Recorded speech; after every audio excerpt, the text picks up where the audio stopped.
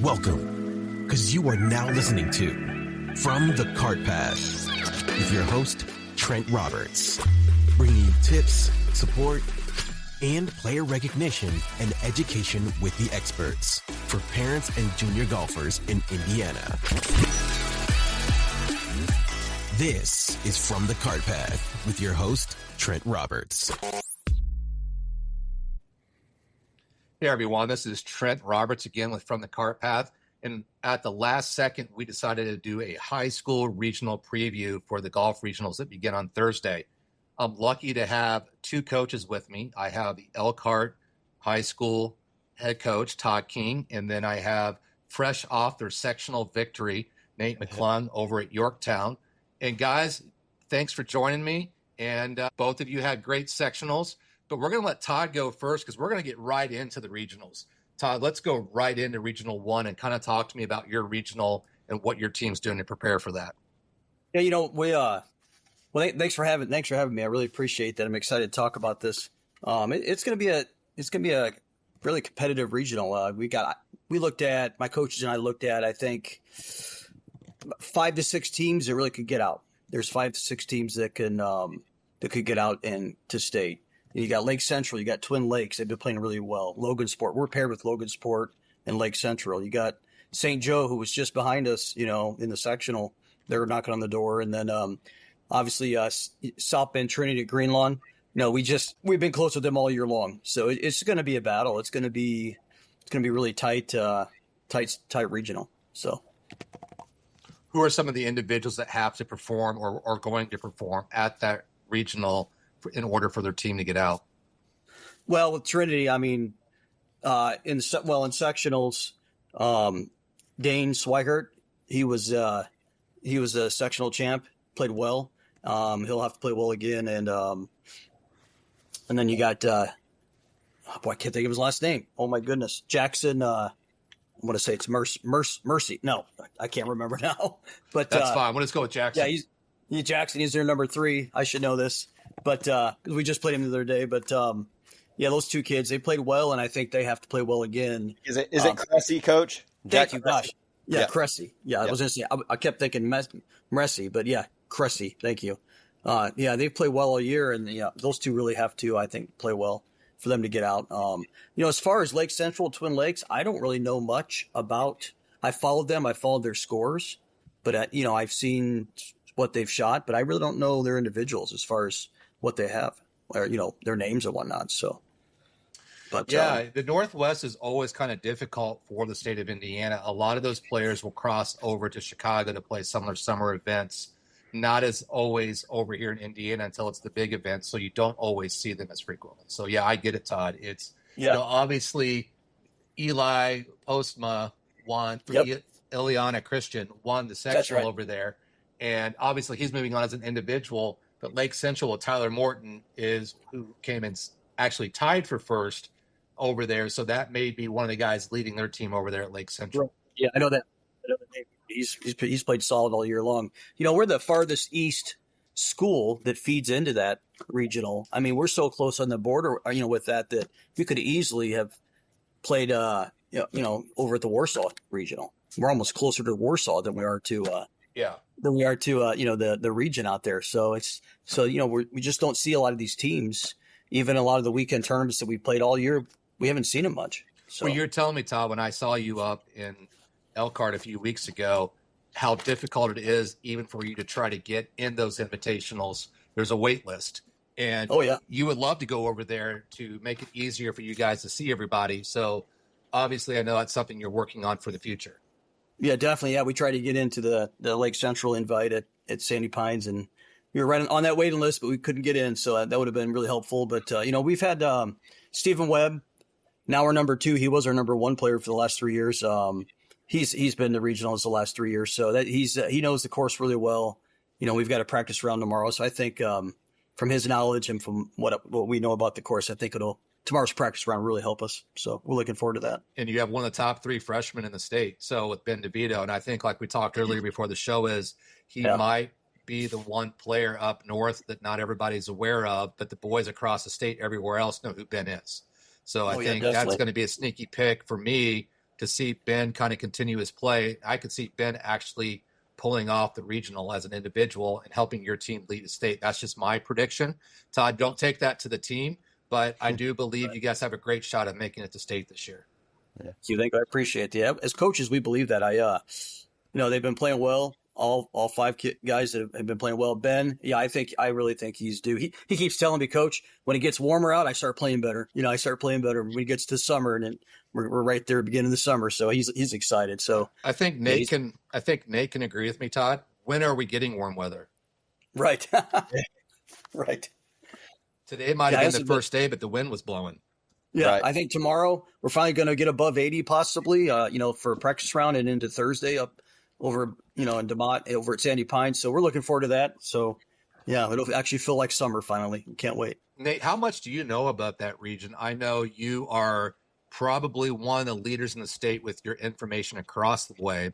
How much do you know about up that way? Yeah, I mean, I think Coach King, first of all, Coach King, congrats on a great season. Thank you very much. Super cool to see how well you guys have played, and same with Trinity, really, just small schools that not everybody's heard of, to Trent's point. I think it's neat. I coach at a total different part of the state, and I find myself rooting for these young men. I see their names. I don't even know what they look like until I see the team photos. So congratulations on a great year. I didn't have anything major to add there, Trent, just kind of what we talked about before we got started. It'd be interesting. I think you have a chance that 3 schools advance out of your sectional through this regional too. We always I know I've listened to some of your previous podcasts, and you talk about that regional 3 with Westfield, Zionsville, and Carmel, kind of similar to what you have there at Sandy Pines. I mean, there's a decent chance that you see those same 3 schools that went, would you go 297, 299, 306 there at your sectional, Coach? Yep. Yes, we did. Yeah. Yeah. Yeah. So, I mean, and down at Dykeman, you had Logansport at 298 and Twin Lakes at 299. Now, I wish I always knew the yardage that they're playing these at. That's why, Nate, I want to make a big push. I know the state of Kentucky, with the guys that are kind of doing what I'm doing down there, have actually partnered up with the high school group, and they're actually going to all live scoring in the next 2 years through the Blue Golf down there. That's one of their goals. That way you can see what are the yardages everyone's playing, so we have a better idea when we see some of these scores. And I think it helps you when you do rankings as well, is because if a team's playing at 5,900 yards and they're shooting 290, and yet then you guys are over here playing at HSC and everywhere else at 6,800 yards, 7,000 yards. We're not talking apples to apples here. So it'd be great to kind of see what some of these courses are playing at on the sheets.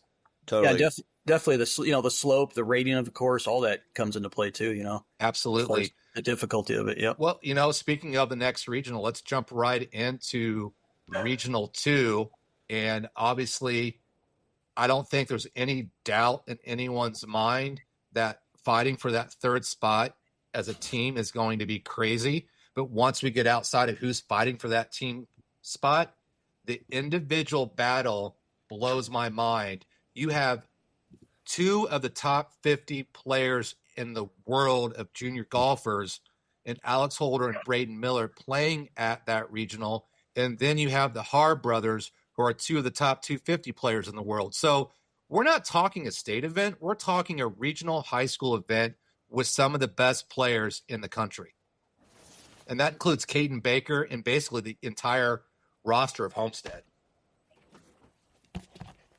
Nate, what do you go ahead, guys? I mean, I'm gonna let you talk about this regional. I'll chime in. Let me chime in. I mean, what's ironic for us is that with Elkhart, we play Westview, Fairfield. We play Westview. We were paired with them 3 times in tournaments this spring, and so like I said, we play most of those schools that are in that region. A lot of those schools that are in the regional. So I just seeing those guys play, and Silas, he's right on form, man. He's hot right now with that 63, and he's playing really well. So I think he has really opportunity to win that regional personally. So absolutely. I think there's so many names out that one. Caden's been playing well all year too. Yep. I know Braden didn't have the best sectional, but he came off a great performance at the Dye Junior. So I think there's a lot of those guys. And I mean, obviously Alex had a great sectional as well. So I mean, gosh, that regional they could charge admission. Yeah. To watch some of those guys. Yeah. It's definitely a loaded field right there. It's Braden Miller. He can, yeah, definitely. He could get it too. Yeah. So, I think the tough thing for a player of Braden's caliber too, and Silas or whomever else, Alex, is it's not dissimilar to swimming, where it's not you can't shoot 66 like Braden just needs to shoot, and he wants to go out and shoot 700 par every day, but he just needs to get out. You go back 5, 6, 10 years even. Our state champion a lot of the time individually struggles to get out of sectional and or regional. Because I think there's so much pressure on those kids, and some of them are playing for teams too. There's the pressure playing for yourself, but it's a way more pressure if you're trying to help your team get there. Yeah. It's just a little bit different dynamic, no matter the tournament experience you have, trying to play well sectional and then regional, and you really want to play your best golf at state. But yeah, this sectional regional 2 at Stonehenge is absolutely loaded. Definitely. 100%. And I think when we talk about Alex Holder as a freshman, he was 1 under par, didn't make it to state. And I look back at that going, it's almost like you talk about swimming. If you hit a certain time, you make it. Sometimes I wish we had a certain score. If a kid made it, we find a way to get them there, because you kind of want the best there, because sometimes the system just doesn't work out for them. And I think this is one of those regionals for individuals. And I know when we get to talking about a certain regional on the west side of the state, we're going to be talking the same thing about the teams there. Trent, that year that Alex shot -1 and didn't get out, was that for one of the 2 years that we only had the 2 individuals get out? Do you happen to remember? And you don't want that's a whole different podcast, Nate. Right. Yeah. So, it was that year. It was because Silas and Braden made it through. Then Silas was runner-up that year in the state. Right. So, again, state runner-up, state champion, and then Alex is currently ranked 39th in the world. So, there you go. That's all we can talk about this. And we can't leave out the entire Homestead team, because when I was doing some homework before this, if I can pull out the Universal Golf rankings real quick for you guys, they had the number 10 in Caden, number 23, number 25, and number 30. So they host 4 of the top 30 players in the state, and that's what makes them so strong.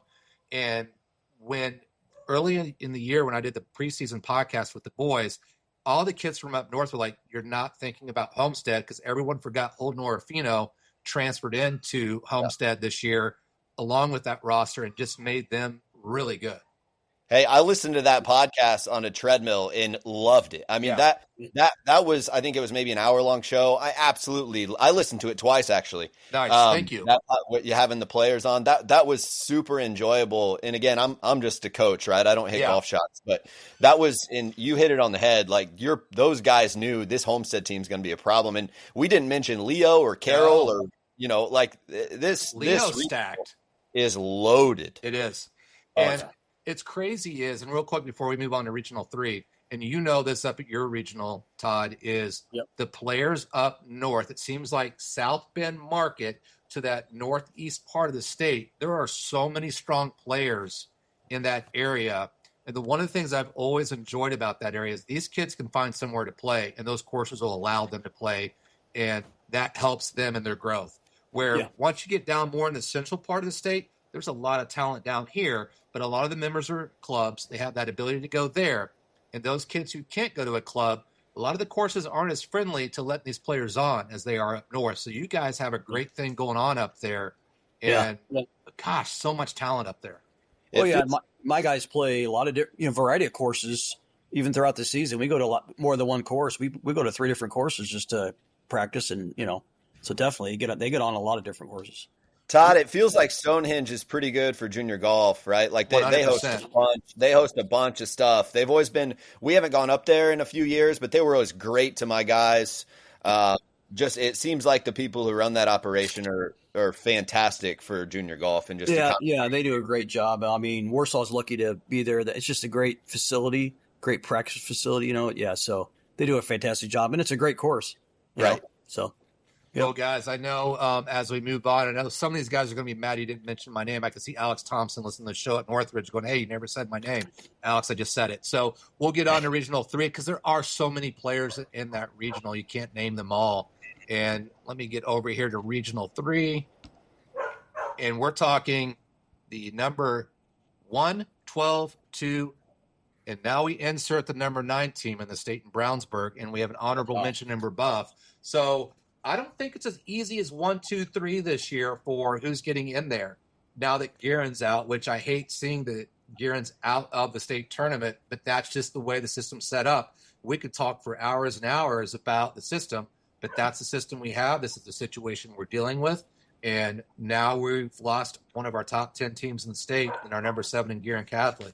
So, guys, I'm going to let you talk a little bit about this regional.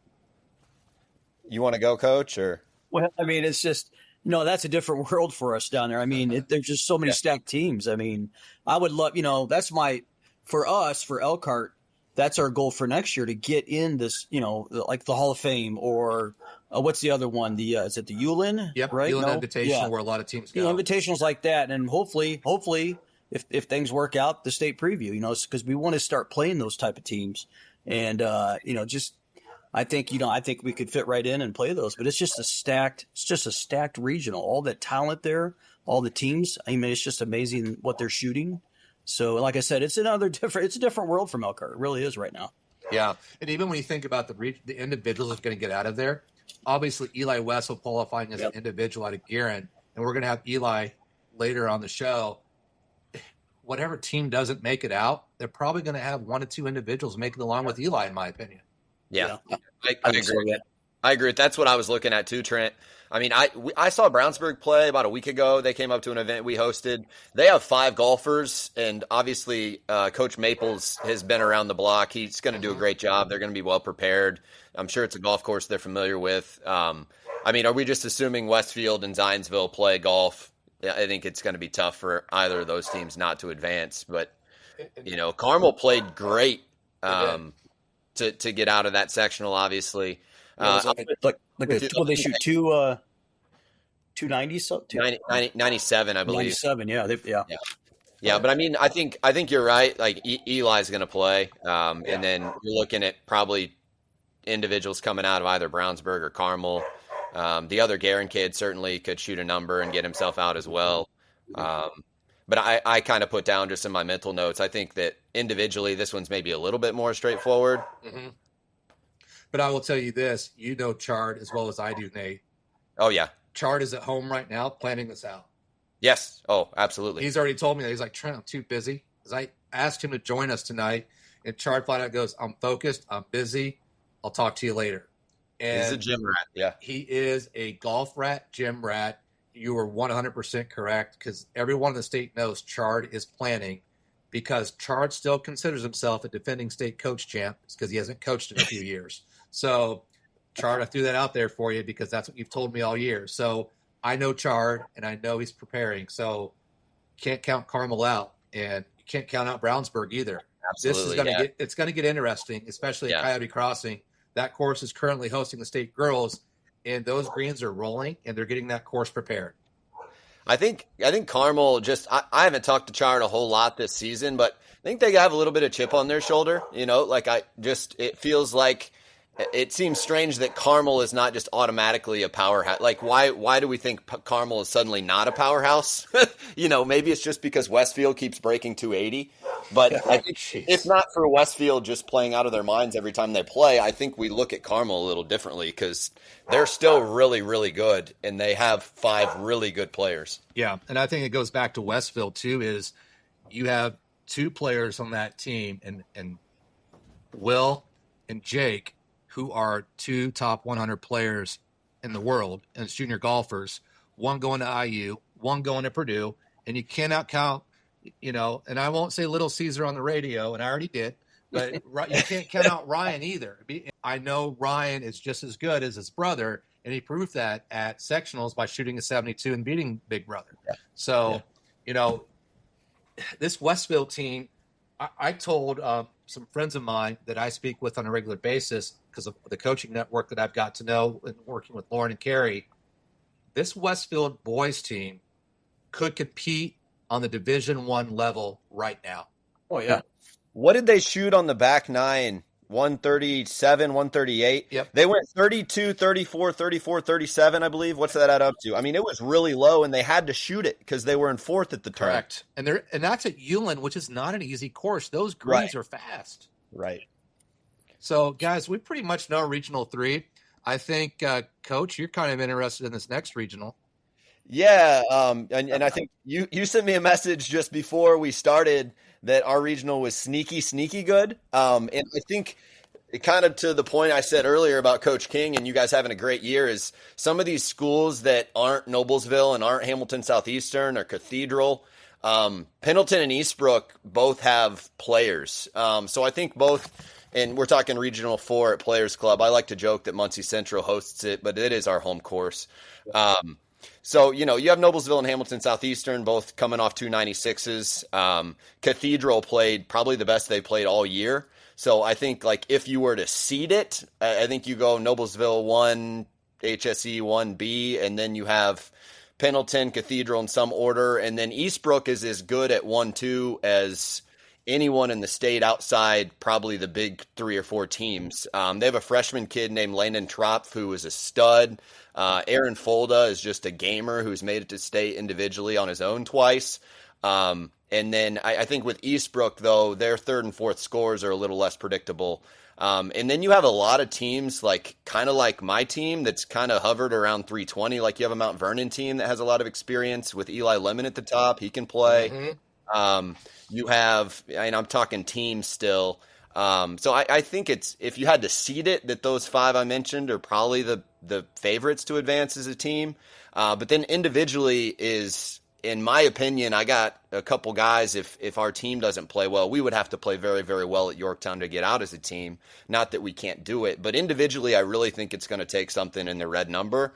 I agree. Because the weather's going to be pretty good. Players Club's going to be gettable, and it plays 7,000 yards, but high school kids can get hot out there and make some birdies when the greens are in good shape, and they're going to be receptive, and the golf course is going to play fast. As long as a kid doesn't get lost walking from tee box to tee box there. Exactly. Okay. We'll probably allow a little bit of shuttling. I mean, you got the Lehman, Tropfold I mentioned, Lemon, Tommy Clinker's solid, Preston Landcat. The Tipton kids always play well at Players Club. And that's the other thing, too, with Noblesville and Hamilton Southeastern. Noblesville plays Players Club as much as any course that's not in Hamilton County, probably. Mm-hmm. So Gary's going to have those guys ready to go. And then Hamilton Southeastern has a lot of talent, obviously, as well. Our regional, I think, is going to be a shootout. As a team, 305 is kind of the number that you want to shoot for to be safe. I don't know that that's any good this year, to be honest. I kind of mentioned to you, Trent, before we got started that the individual number, I think, kind of hovers around what Cathedral does, because if Cathedral plays really well, like they played last week, you take Johnny out of there, who I think Johnny's going to find his way into red numbers. Pendleton is very, very, very good, but their best player, Hayden Fox, is kind of a kid who just shoots 73, 74 a lot. And then Pendleton has 5 players who can shoot 75. So I think that individual number, whether it's 70, 71, or 72, is probably going to depend on that third team that gets out, if we're going to assume that Noblesville and Hamilton Southeastern do. And real quick before we move on to anything else, I just want to point out, I still believe that there is an opportunity for a freshman to match what Taylor Snively did earlier this year in the high school season by a freshman winning the state. I think Mac, Landon, or Ben could be somebody like that, because all 3 of those freshmen have the ability to play well. And we didn't talk about Mac earlier. Mac's thrown out some numbers this year, and I just want to remind everybody of that as well. So you got those 3 freshmen are solid, and I want everybody to remember those 3 names, because when we get to state, those 3 guys could show up. Landon Tropf shot 65 at Delaware Country Club. Correct. We played it as a par 71. At Delaware. There were a bunch of ranked teams there. Noblesville, Center Grove were there. Brownsburg was there. He won. There were 2 players under par, and the other one was a 70. Yeah. So he won by 5 in a field of 96. Like, that kid can play. That's what I'm saying, is we have 3 freshmen in the state right now that are strong, but we can't forget those seniors. So that's right. that group of seniors that we have right now. And obviously we're going to get down south now, and we can talk about Regional 5. Speaking of seniors, I think the hottest player in the state right now is Peyton Blackard. Yep. Dye Jr., that's a big tournament to win, and then he shoots 66 at sectionals. Peyton's my favorite right now to win state this year, and hopefully he doesn't listen to this, but I believe that Peyton is one of the strongest players in the state right now. But getting down to that regional, a little bit built a little different. We have a lot of strong players down there too. This is crazy how many strong players we have. But team-wise, obviously Evansville, North, and Castle are two strong teams that I think will come out of there. Then I think it's anybody's ball game after that. I think Gibson Southern, if Peyton comes in strong, they could surprise people. Yeah, absolutely. You want to go ahead, Coach King? Well, I was just going to say, I mean, I know, like I said, we're being from the up north of Indiana. I see a lot of these names, a lot of these teams on Twitter, on your podcast or on Twitter and stuff, and it's just there's so many solid players. Like the kid from Gibson Southern, they just play so well that they can, I think they can definitely have an opportunity to get on the state and do well. Definitely. I mean, just look at this regional alone. You have Peyton Blackard going to Notre Dame, Luke Johnston, Ball State, Caleb Snarr, IU, Braden Lamborn, Ball State. There's other guys going to other places. So, I mean, it's Brady Sorrell from Evansville North is going to Ball State as well. Yeah. So look at that. 5 D1 players right there. And that's a stacked regional just as well as any other. Trent, the thing I thought was kind of interesting just looking at scores in that same sectional with North and Castle, Boonville had two kids, Cash Willis and Mason Mills, shoot 73 and 72. And I mean, that was the same golf course that Luke Johnston shot. What he shoot, 75 or 76? Yeah. So the Sorrell kid medaled with 67, but I mean, those kids are 73 and 72. That's strong play from Boone. I think they shot 312 as a team. Yeah. But that's kind of back to the same thing about you have players all over the state from these schools that it's like you got to look at a map to figure out where it is. And I think that's awesome. It is. I think it's great. And I don't know what you do, man. This is crazy. And it makes the tournament fun.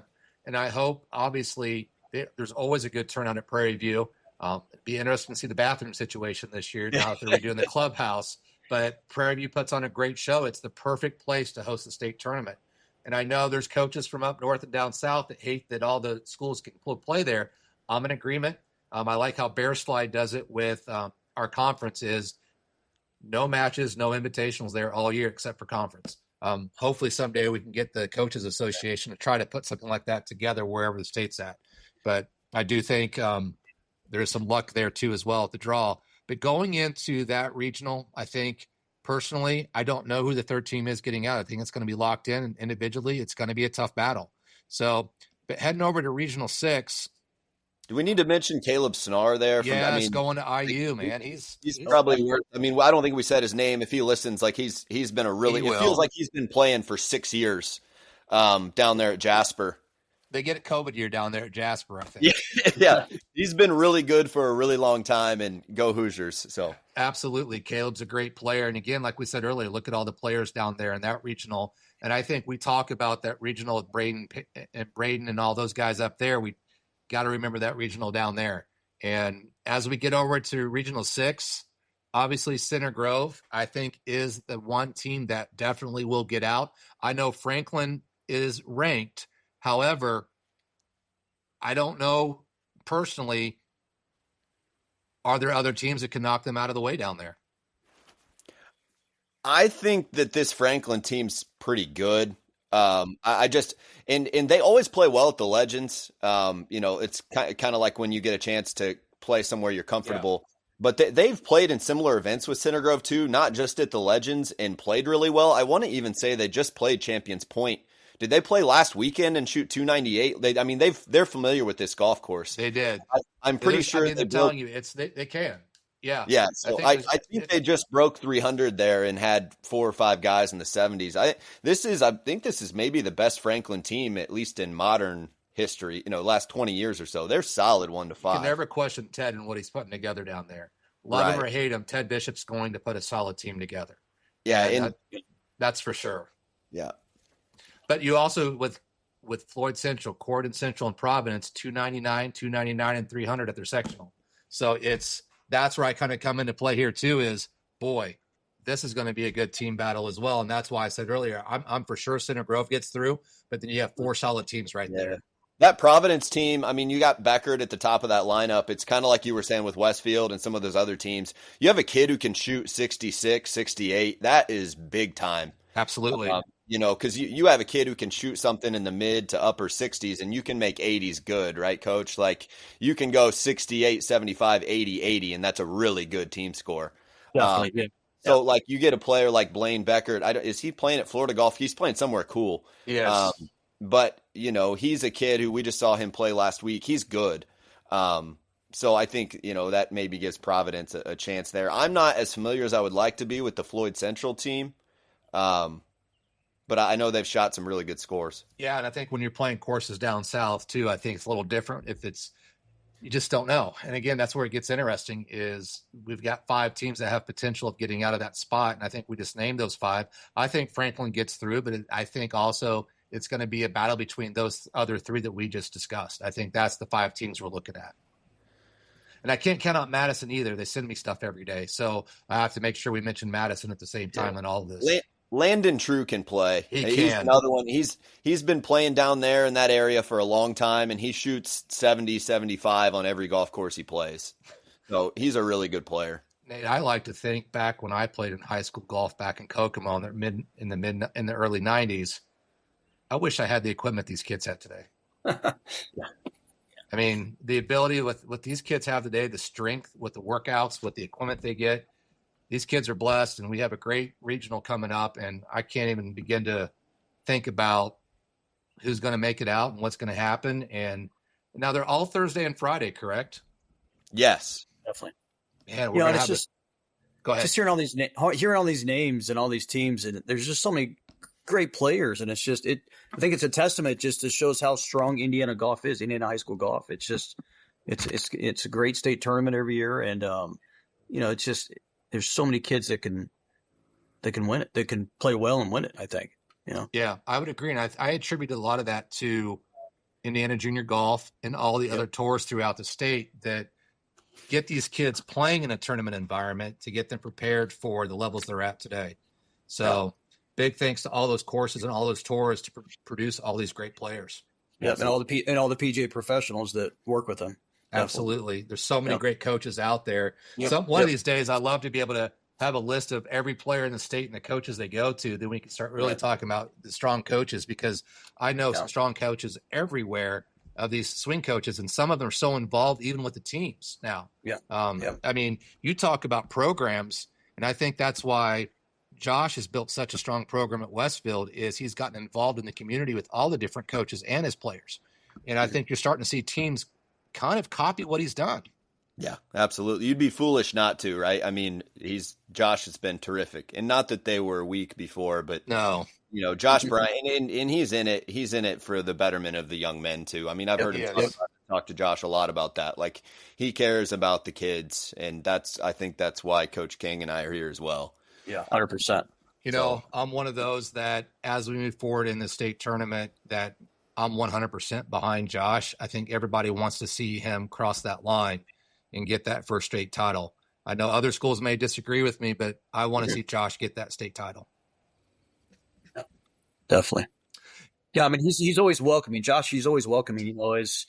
Elkhart hasn't done much in golf in the state of Indiana, and just the last few years having an individual down there and talking with Josh and getting pointers, that kind of thing. It's just he's great with all the coaches. And they do a great job of sending teams across the state to represent their school. I feel like they have 20 different teams, but they got 3 teams somewhere every weekend playing. Yeah. And he does a great job of developing players.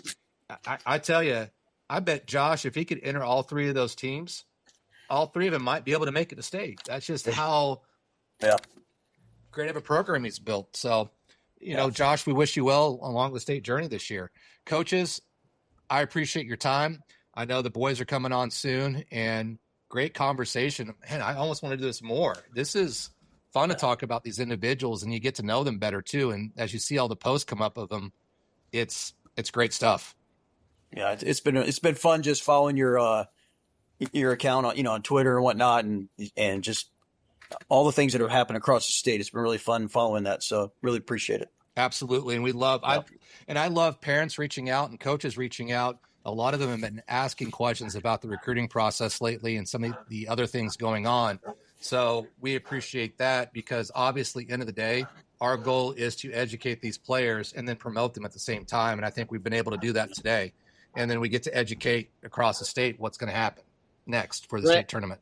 I love your podcast. I need you to put one out every 6 days because I cut my grass. I cut my grass every 6 days, and I would really like to have that. 45 minutes to an hour is perfect for my grass cutting. Live on a small lot. Love the show, and just thank you for your support of junior golf in the state of Indiana. Thanks, Nate. I'll tell you what, if I don't put one out, just call me. I will yap for 60 minutes straight if you need me to. That'd be terrific. Definitely. Yep. Todd, Nate, thanks. Good luck coming up here. Are you both on Thursday? Yes, we are. Yep. Tell the boys to play well on Thursday and have fun while they're out there and enjoy the moment, because this is something they will talk about the rest of their lives, playing in the state tournament. And I can't wait to see how you guys perform. Well, thank you very much. Thanks so much, Trent. Definitely. Yeah. Nate, good luck. Good luck with your regional. Yeah, you as well, Coach. Thank you. I appreciate it, Coach. Yep. Thank you. All right. Hey, everyone. I have partnered up with Path for Success in many different ways. And one of the things we want to make sure that we get out to everyone and offer them is the discount code that Path for Success has with Strakaline.com. Strakaline is one of the leading yardage books with the greens, where you can see the elevation of the greens and how you can see the greens read and help you out on the golf course. That discount code is Path for Success. That's PATHFORE Success. Thanks, everyone.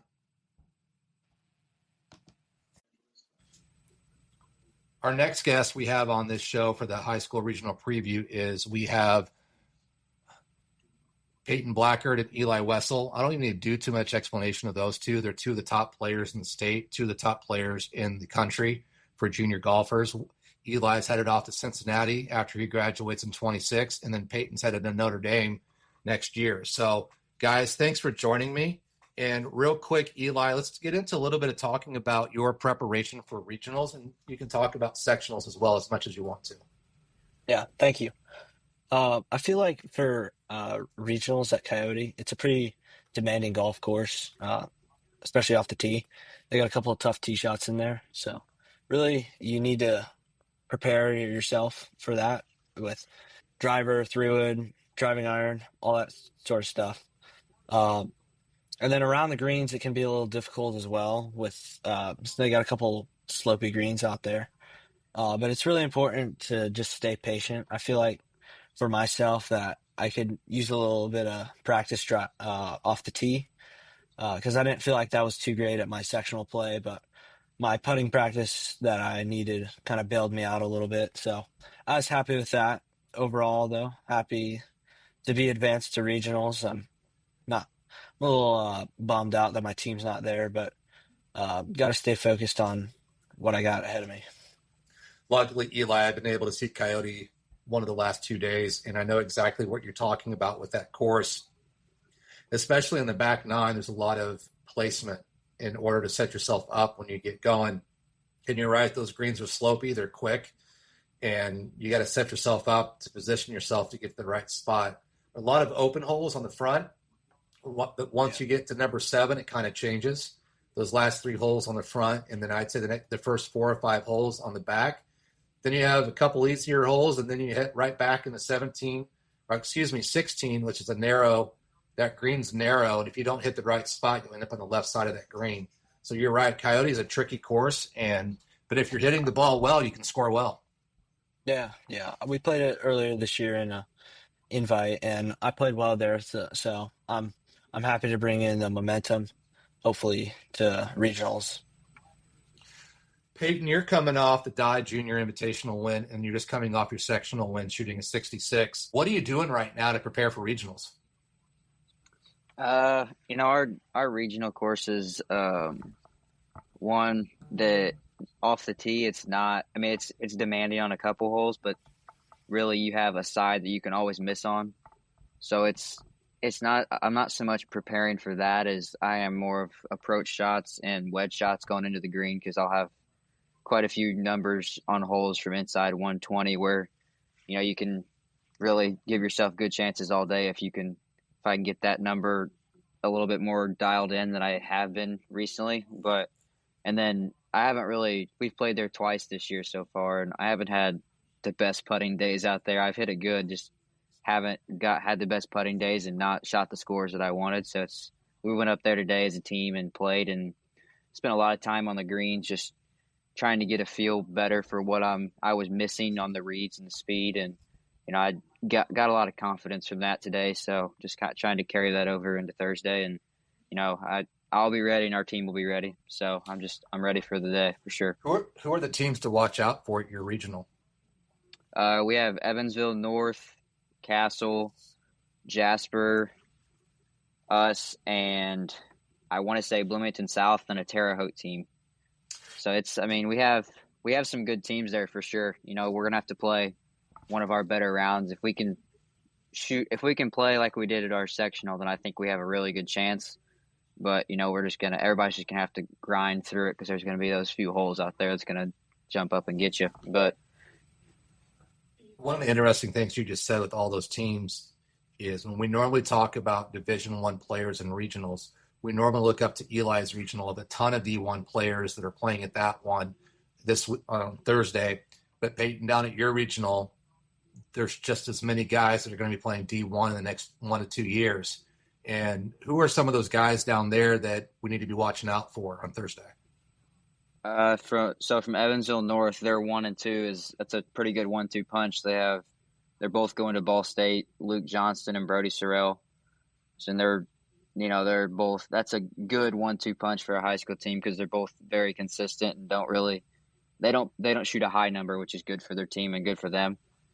And then from Jasper, you have Caleb Schnarr, who's going to IU, who he's obviously the leader of their team, but he's very consistent about how he goes around a golf course and does a lot of great things on the course. So, it's for them, it's going to be about him leading the best way he can and putting a good number out for them. And then there's a couple other kids going to, I would say, a little bit smaller schools, but they're still, really good players that, are able to shoot the scores that are needed to shoot to get out as a team and as an individual.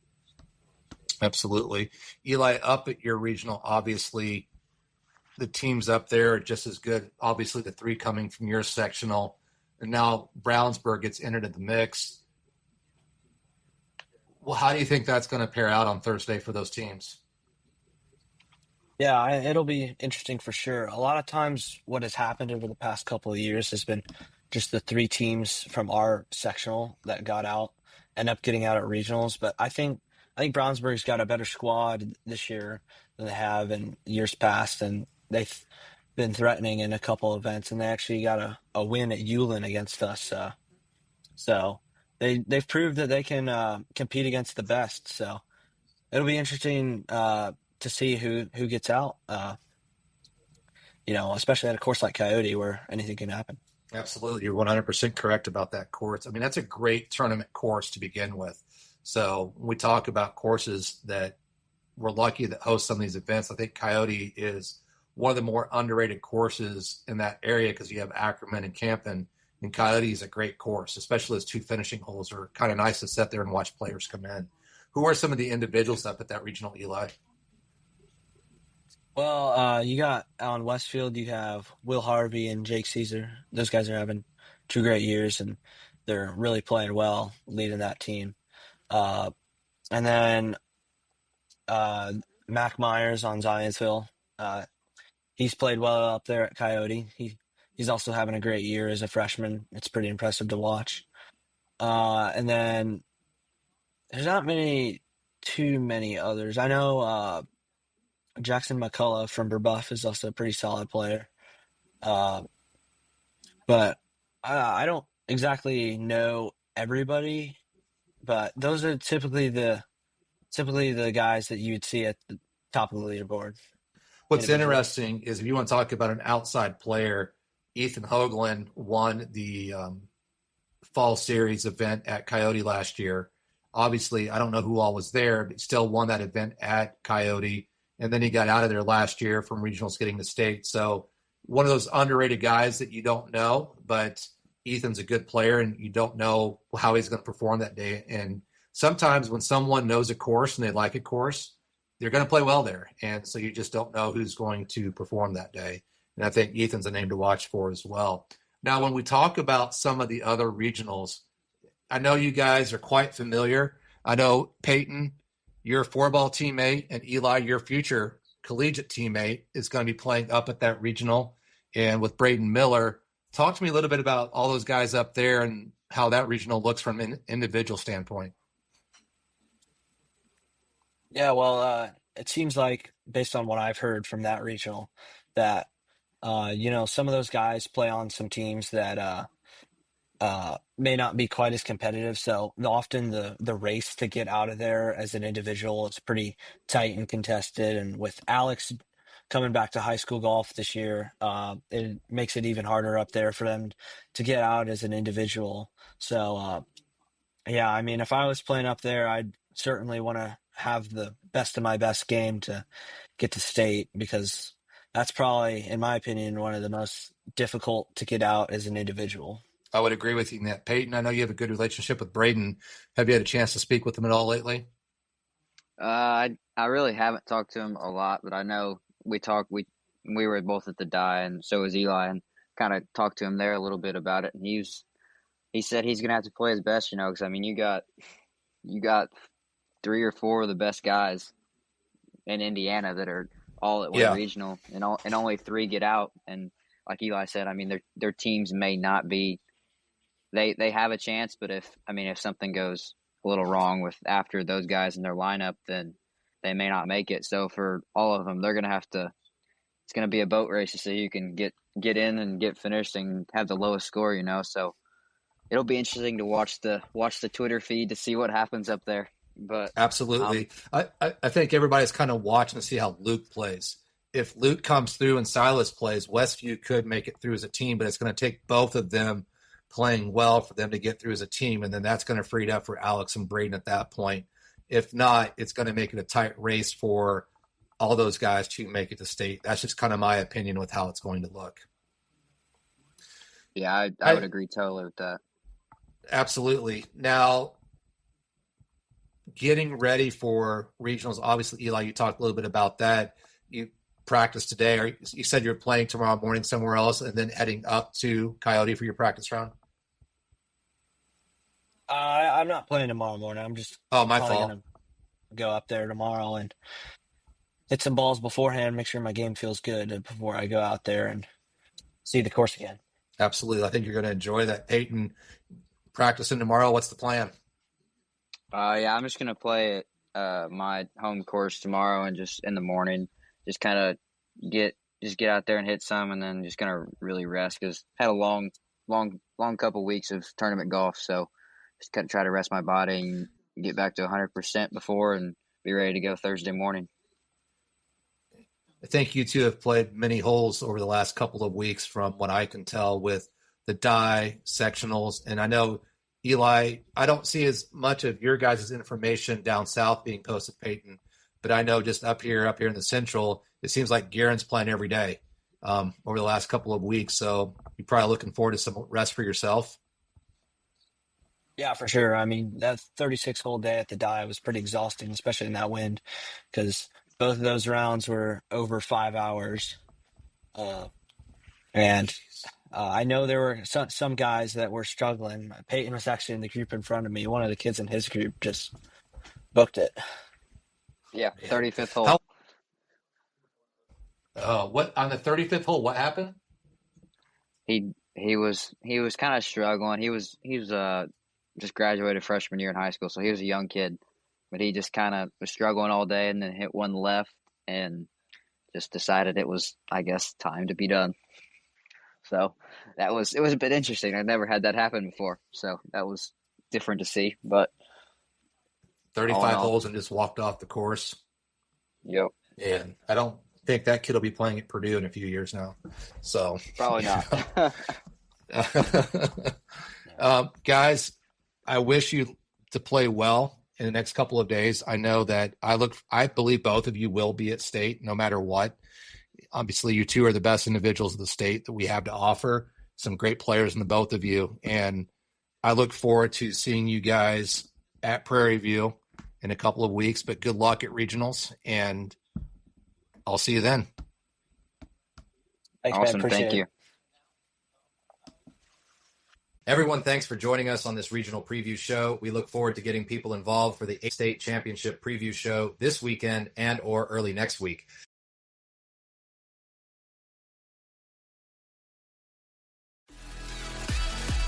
Thanks for listening to this episode of From the Card Path with your host, Trent Roberts. Please be sure to like and subscribe on your favorite podcast platform so that you never miss an episode.